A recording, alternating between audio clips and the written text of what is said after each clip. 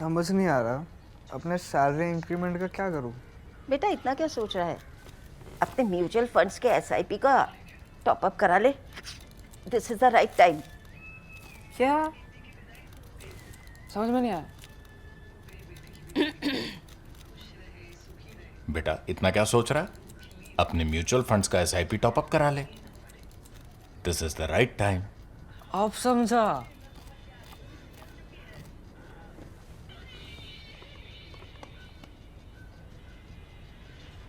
Mutual fund investments are subject to market risks.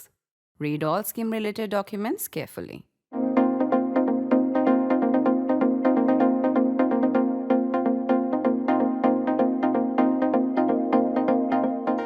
It is after quite a long time, in fact, uncharacteristically long time, that national interest is back to national politics. You know how much we love talking about national politics. That's why our mugs also say, because politics matters. Last 3 months, however, particularly after Pahalgam, it is the India-Pakistan equation, national security, defense, geopolitics, then the Iran-Israel war, the Americans getting into it and Donald Trump getting into everything. All of these placed geopolitics center stage. And that's the reason we've been guilty, if you put it like that, of ignoring domestic politics in national interest. However, this week it's changing, and let me start out by giving you a little caution. Please do not fall into the trap of the usual cliches like setting the cat among the pigeons over the statement by Rashtriya Swayamsevak Sangh or RSS chief called Sarsanghachalak, Mohan Bhagwat, that once they attain the age of 75, leaders should think of retiring and yield to younger colleagues. This caution is needed because in the Bharatiya Janata Party, BJP, and particularly the BJP-RSS relations, there will always be the Modi exception. To think that this is a nudge to Prime Minister Narendra Modi to go as he turns 75 on 17 September this year, 6 days after Bhagwat, by the way, will be reading too much. However, a Sarsanghachalak is never to be taken lightly. In this case, Bhagwat broke from his speech in Marathi to speak just these lines, the 75-year retirement line in Hindi. No slip of the tongue or scope for misinterpretation there. He knew what he was saying, and he also knew that he wanted a larger national audience to understand what he was saying instead of people translating it from Marathi. That's the reason he slipped into Hindi, just to make this point in that Marathi speech. I said you can never take an RSS chief lightly because what an RSS chief says matters, and I anticipate an immediate protest from those who follow national politics closely. They can indeed remind me of my own two-part conversation with then RSS chief K. Sudarshan in 2005, where he asked Atal Bihari Vajpayee, 80-year-old then, and LK Advani, 77 then, to move on and let younger people take over. He had also attacked Vajpayee's son-in-law, close associate Rajesh Mishra, and his style of working. His response became even more strident because I reminded him that Vajpayee had dismissed rumors of his retirement with that famous line, "Not tired, na retired." Since the Vajpayee-Advani duo were still very much in control of the BJP and widely respected as its founders, and also because there was no ready claimant for their places at that point, Sudarshan drew immediate criticism, though only in whispers. Nobody questions the RSS chief, at least not in public, within the BJP. That's why this criticism was there only in whispers.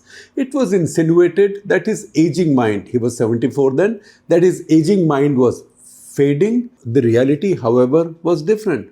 From the BJP-RSS point of view, if he could be faulted, it was only because of his timing. Because people in the BJP felt, it's all right, Sarsanghachalak has his view, and maybe there is time for change in the BJP. But it was too soon after the party's defeat in the general election the previous year, and the party wanted a little bit of time to lick its wounds and recover from the shock. What it did not need right now was a succession struggle. In substance, however, Sudarshan knew that he will also be vindicated in the course of time, as he was. With his words, in fact, the die was cast. An entire line of likely successors had begun to emerge. Rajnath Singh, Sushma Swaraj, Arun Jaitley, Nitin Gadkari, and most notably Narendra Modi in Ahmedabad. In a way, Sudarshan had set up an American primary-style leadership contest within the BJP. Modi won it by the time he swept his third state election in 2012. Whether or not you like the BJP-RSS or irrespective of where you vote, who you vote for, you have to concede that they are a force, they are a political and ideological force with the most robust and meritocratic HR system. Through decades, they have produced successive generations of leaders from within the Shakha system. It's a digression, but a significant point that of all the parties in India's political history, the BJP has had the least defections or splits. It's the most cohesive party, ideologically and politically. The ideological glue mostly keeps them all in the same tent. Even the disgruntled ones, even those who might become dissident, they stay within the same tent. A few significant ones who left returned, like Kalyan Singh, former Chief Minister of UP, Yediyurappa, Chief Minister of Karnataka twice. Others, Shankar Singh Baghela, for example, Balraj Badhok, all faded into irrelevance. In the same decades, the Congress has had so many splits that it seemed sometimes that the entire alphabet might not be enough to find letters as suffixes for all its breakaway parties. Congress I, Congress S, Congress O, Congress which became CFD, so on and so forth. Janata Party, Socialists or what used to be the Lokdal all went the same way. Not the BJP. You can't show me one hyphenated offshoot of the BJP.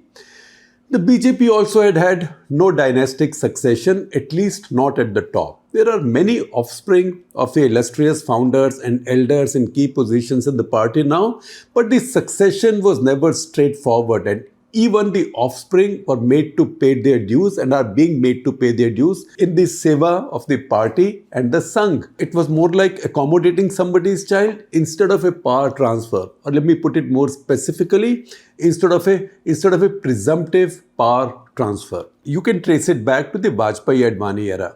They chose very young chief ministers, Vasundhara Raje, Shivraj Singh Chauhan, Raman Singh, Narendra Modi between late 2001 and 2003. Between them, averaging between the four of them, 49 years of age, that young. This spotting and empowering younger talent is even more striking with the choice of the BJP presidents.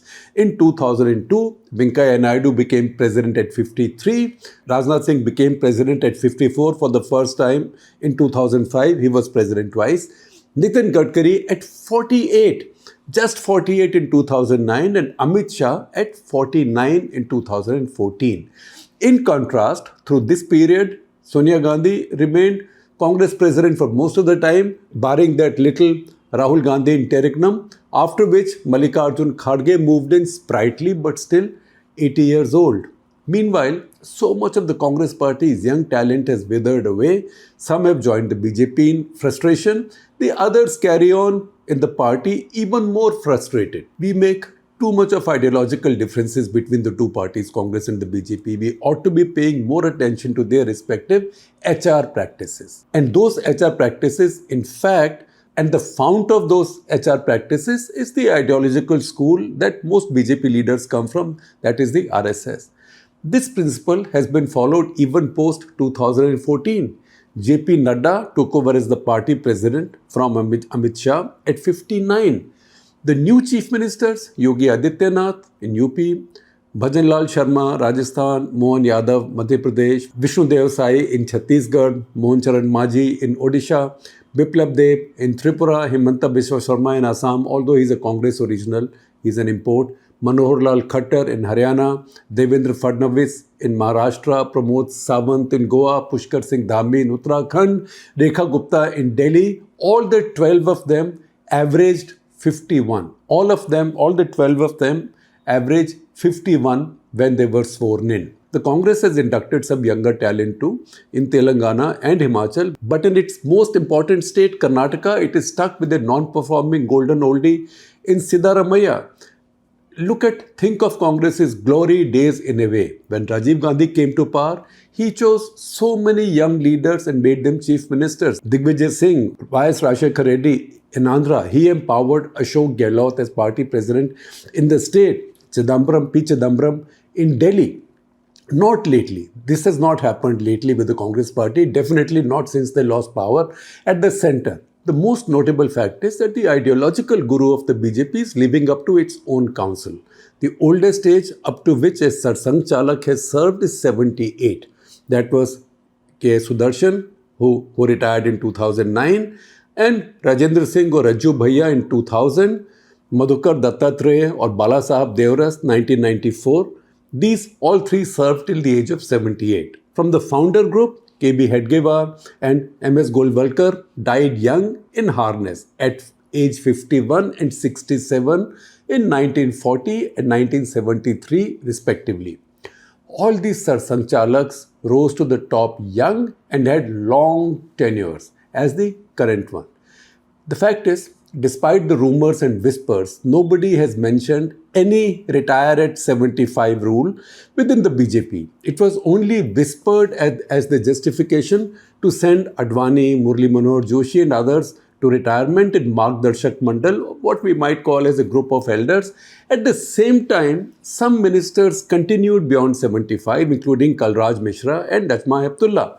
These were subsequently sent out as governors. In the latest election, 2024, Hema Malini was fielded from Mathura, though she had crossed 75.